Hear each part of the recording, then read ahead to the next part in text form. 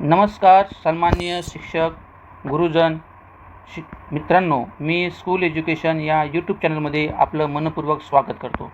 मित्रांनो, प्राथमिक शिक्षण संचालनालय महाराष्ट्र शासन यांचं एक परिपत्रक दिनांक 14/6/2026 माननीय सचिंद्र प्रताप सिंह भाप्रसे यांच्या डिजिटल सहीनुसार जारी करण्यात आलेलं आहे. नेमकं हा परिपत्रक कशाचा आहे हे आजच्या व्हिडिओमध्ये आपण समजून घेऊया. ह्या व्हिडिओमध्ये शेवटपर्यंत तुम्ही पूर्ण वेळपर्यंत हा व्हिडिओ पूर्ण बघा. आपण बघा हे पत्र कशा संदर्भात आहे. पहिले आपण याची पार्श्वभूमी बघूया.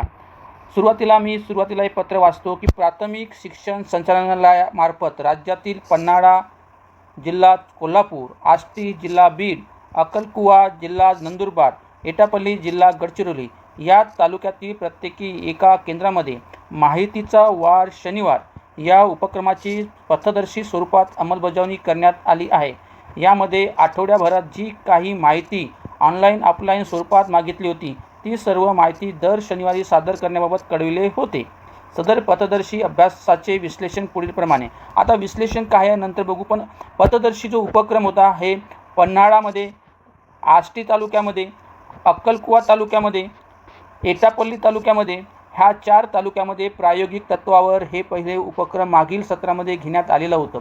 आता काय आहे विषय, काय आहे या पत्राचं बघा की शालेय स्तरावर मागितलेली ऑनलाईन ऑफलाईन माहिती वरिष्ठ कार्यालयाला दर शनिवारी सादर करण्याबाबत. सन्माननीय गुरुजन मित्रांनो, आता आपल्याला फक्त दर शनिवारी माहिती आपल्याला वरिष्ठ कार्यालयाने जर मागितली आहे तर त्या फक्त दर शनिवारी आपल्याला ती माहिती पोहोच करायची आहे. उठसूट आपल्याला शासन केव्हाही माहिती मागत असे, परंतु या पत्रान्वये आपल्यावरचा जो भार आहे तो काहीसा हलका झालेला आहे. म्हणजे या पत्रामुळे आपल्याला काही प्रमाणात दिलासा मिळाला आहे. त्यामुळे आपण आपले हे कागदोपत्री काम बाजूला सारून विद्यार्थ्यांकडे अधिक लक्ष देऊ शकणार आहोत. आता काय ह्या पथदर्शी प्रायोगिक तत्वावरती जो उपक्रम घेण्यात आलेला होता त्याच्यातून त्यांना काय विश्लेषण आलेलं आहे बघा की सदर उपक्रमाबाबत 90% शिक्षकांनी आनंद व्यक्त केला. ओके, चांगली बाब आहे. पुढील काय बाब आहे, शिक्षकांना शिकण्यासाठी पुरेसा वेळ मिळाला असे मत 96% शिक्षकांनी व्यक्त केले. 96% शिक्षकांनी मत व्यक्त केले की आम्हाला पुरेसा वेळ हा शिकवण्यासाठी मिळालेला आहे. नंतर आहे सतत माहिती भरण्याच्या कटकटीतून काही प्रमाणात सुटका झाली. शिक्षकांना वर्गातील अध्यापनासाठी अधिक वेळ मिळाला. विद्यार्थ्यांशी अधिक संवाद साधण्याची संधी मिळाली.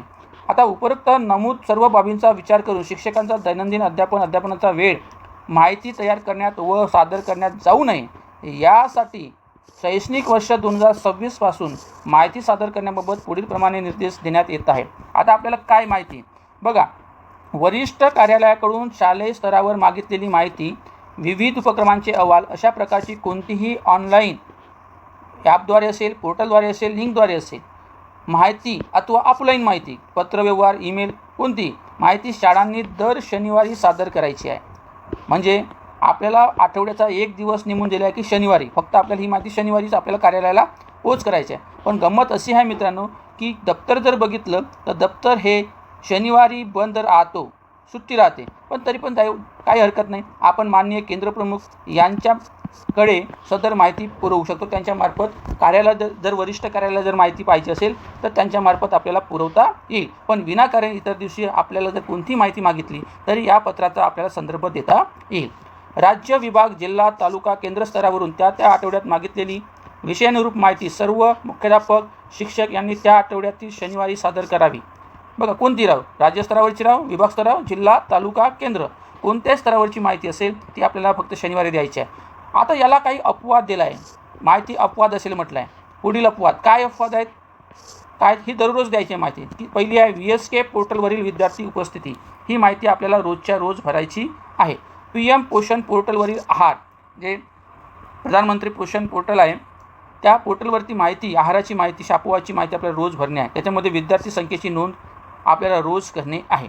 नंतर आहे विद्यार्थी सुरक्षा, विधिमंडळ कामकाज, एखादी म्हणजे विधिमंडळ कामकाज चालू असेल, विधानसभेचं कोणते कामकाज चालू असेल किंवा कोणती शासनाची माहिती मागितली असेल त्यावेळेस किंवा आपत्कालीन परिस्थितीमध्ये यांच्याशी संबंधित जी काही माहिती असेल, जर ती तात्काळ स्वरूपाची जर माहिती असेल तर आपल्याला मात्र अशा परिस्थितीत वरिष्ठ कार्यालयाला ती माहिती पोहोचवणे बंधनकारक राहणार आहे.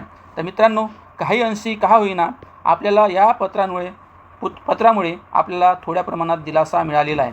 मुख्याध्यापक वर्गांना या पत्रामुळे थोडंसं समाधान मिळालेलं आहे आणि अशाच प्रकारची माहिती पुन्हा जे तात्काळ माहिती असेल ती वारंवार देण्याची गरज पडणार नाही. आणि जर हा व्हिडिओ जर तुम्हाला जर आवडला असेल, ही माहिती तुम्हाला जर उपयुक्त वाटली असेल तर या व्हिडिओला तुम्ही लाईक करा. आणि आदरणीय गुरुजन, तुम्हाला सांगू इच्छितो की या चॅनलवरती NMMS परीक्षा, स्कॉलरशिप परीक्षा या परीक्षांची तयारी या चॅनलच्या मार्फत विद्यार्थ्यांकडून करून घेण्यात येणार आहे. तरी आपल्या शाळेतील विद्यार्थी यांचे जे मोबाईल असतील, मोबाईलद्वारे हा चॅनल सबस्क्राईब करण्यास सांगावे, जेणेकरून त्यांना NMMS परीक्षा, स्कॉलरशिप परीक्षेची व्हिडिओ बघता येतील. धन्यवाद.